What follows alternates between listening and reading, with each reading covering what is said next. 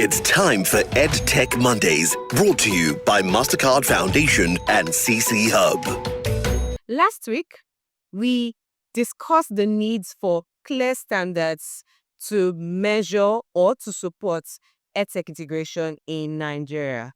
This week, we'll be concluding the very interesting conversation on EdTech integration, and we will be seeing the M&E bit of it. So what are the monitoring and evaluation assets, data that we need to gather for effective EdTech adoption in Nigeria? And this bit is very interesting because you have so many people, as we mentioned, doing so much work.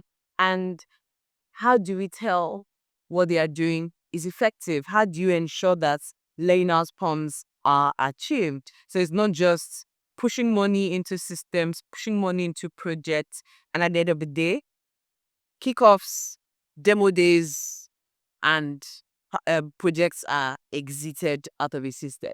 So how do we evaluate? What are the really nitty-gritty, the bits that we need to look out for to see that an EdTech project, an EdTech solution is properly integrated into an educational system in Nigeria? So with me on the show again this week are Nurudeen and Tochie, and we continue the conversation with their wealth of knowledge and experience. So we'll jump right in. We established last week that there's a need to have clear standards.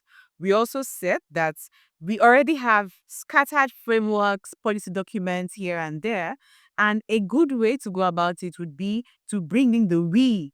And the we here being the government, the private organizations, international players who will bring in expertise, time, funds, and resources to see what we had before and see how they can be redeveloped to give us proper guidelines that maybe are even thematic to what integration can be in Nigeria.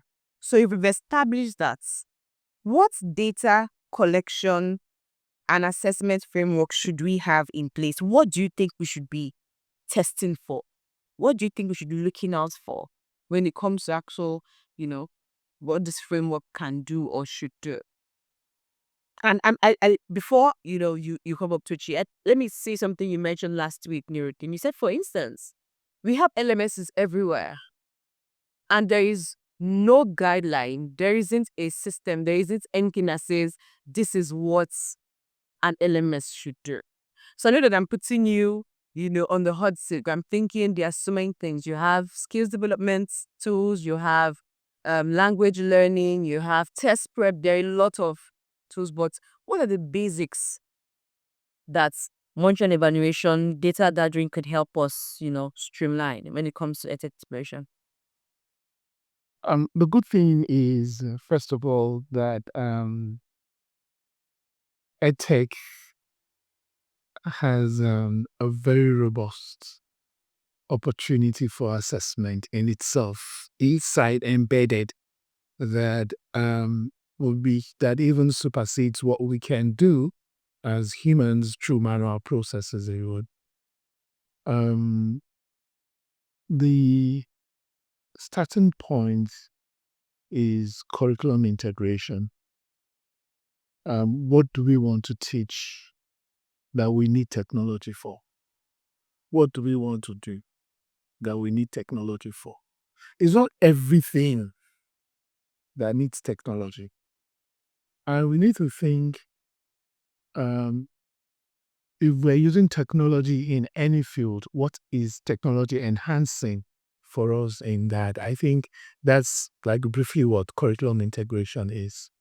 So we need to determine what quantitative methods do you want to adapt in measuring those different learning. Because when you say learning outcome, you've already said a basis for assessment. But if you don't have the learning outcome, what do you want to achieve? So, and for that, you said a learning outcome, you said an objective, then you measure, are you achieving that objective? So for each of all of those areas, whether it's in systems that you are using technology to improve, whether it's in the classroom, whether it's all of that, we need to set specific objectives around them and how we want to achieve them so that we can now go back and say, okay, quantitatively, we are going to measure it through this way. Qualitatively, we are going to measure it this way. Yeah. So I think so you made mention about the curriculum, and I like that. The curriculum is one bit, but I think also with regards to what data we need, definitely teacher proficiency. So what skills do the teachers already have? So within the education space, I like to look at it. So you have the teachers as one part of the players, you have the curriculum, and then you have the pupils as well. And then beyond all that, it's important to also gather data with regards to what infrastructure is available. So what do we have on ground to be able to integrate technology to be able to achieve teaching and learning? So if for example, the curriculum is all spelled out, but we know the concerns that plague the Nigerian education system and beyond. So you're looking at sporadic electricity, you're looking at internet, it's there, it's not there, data and all that. So while we go into integrating it, we need to go back to the drawing board and do like a societal evaluation of what is on ground within the state, within the schools, within the community. And then based on that, we can now map out a roadmap as to how you're going to integrate this in what phases, because what might be applicable for state ABC might not be applicable for state XYZ because of a lack of structures that's available at that point. I see that as a lot of work already. And there's the bit about data interoperability where, states are willing to share information. That's one bit. And even private organizations that are working are willing to share information, because what you'd see is the bit where you're reinventing the wheel and government is spending so much money, time, resources into getting things that some organizations already have by virtue of the programs they had run. But that's a really big deal, because there are projects that have been done within our education system in states that have access to a ton of data and information that could help these that you have mentioned, teacher proficiency levels, how well are they doing it? Are their skills improving? The students, are they now what's the dexterity level, now more confident? Are they aligned to the curriculum and things like that? So there's really the big role that data interoperability has to play, and the willingness of system players to share the information that they have there. Next, so I think we've established what we need to do. There's a bit, I think the entry level you said is curriculum alignment. Whatever you're doing, does it even align to the curriculum? Is it something that study has to teach? Or is it something that should just go by our traditional means, right? Then every other thing that would layer onto it. And while we're saying this, what just comes to my head is manpower. Manpower. That's been when we discussed this last week. But I think about the people you'd call the education monitors that you'd have before now in states, and train back to when I was in school, primary school, secondary school. When you hear these monitors, this is what they call them, school support officers. I don't know what they call them these days. When they are coming, the teacher is portraying how she looks. They will paste the board. They will put this cardboard. They'll write the dates clearly, handwriting. Is that what this is about? And are these people ready to do? Because these are the guys who will do the work of the ground at the end of the day with gathering the data and the information to see if EdTech integration works. What do we have to do in that stance? The school support officers, education quality support associate officer, whatever they go by in the different states. Where does this leave these people? I think there's something we've tried to establish whereby for integration or for whatever we want to do, there must be clear objectives. So even for these school supervisors or whatever we want, there must be clear objectives. So the monitoring and evaluation, when they're going into the field, there must be clear rubrics as to what are you looking out for. So obviously, there would be training, there would be follow-up, there would be that close monitoring and coaching for these ones, so that there's a clear laid down plan as to you go into the schools, you're monitoring, these are the things you're going to look out for. And definitely it is beyond all the aesthetics. And let me ask now, from your experience, right, at New Globe and the work that you do, have you been able to work with these people on the ground? Do they understand what it means to get data to monitor teachers and learners who are using technology for actual teaching and learning? Oh yeah, definitely. So I think it first of all starts with this initiative. There must be some high level onboarding of these individuals to understand what are you going into the field, what are you monitoring, what are you looking out for, and then there's the rubric. Everything has to be standardized. I think it goes back to that framework when we talk about integrating edtech. We know what the end goal is, and then we need to break it down into the very next step. So what are we looking out for? How do we track improvement?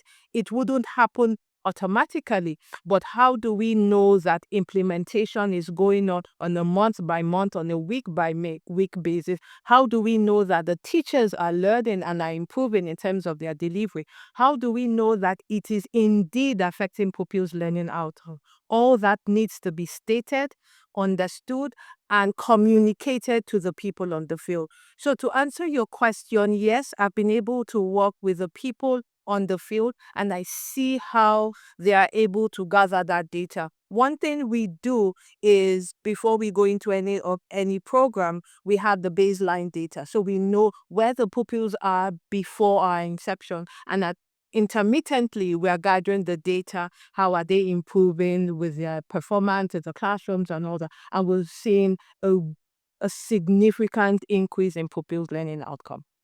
So what before and now ethics learning, ethics education, obviously, before we go to the state level, to the federal level, what are schools doing with this information? What are they doing with this data? How can they better use this data that they gather from these different project areas?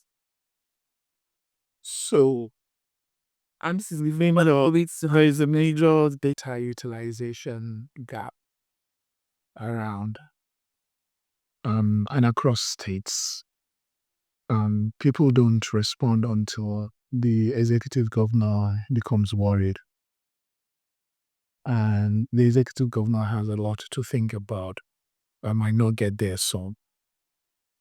So data utilization should be driven by I'll call that person a champion within the system, a driver within the system who has sufficient political and technological and technical, not technological, technical skills and responsibility within the system. So in places where it has worked, you see that in the governor's office, there is a dashboard. In the commissioner's office, there is a dashboard. In the chairman's office, there is a dashboard. And at that, and so someone needs to do that. And so if the governor would just have a free movement and say, let me go there, how many schools do we have female teachers, for example? And he just say, okay, run it, let me see. And he says it. Oh, how many schools the teachers, what percentage do we have today of teachers coming late to school or not coming to school? And which local government is it? He will get it. That's the power that the technology provides. And he can take action immediately. He can call his commissioner and say, come, do you see what I'm seeing?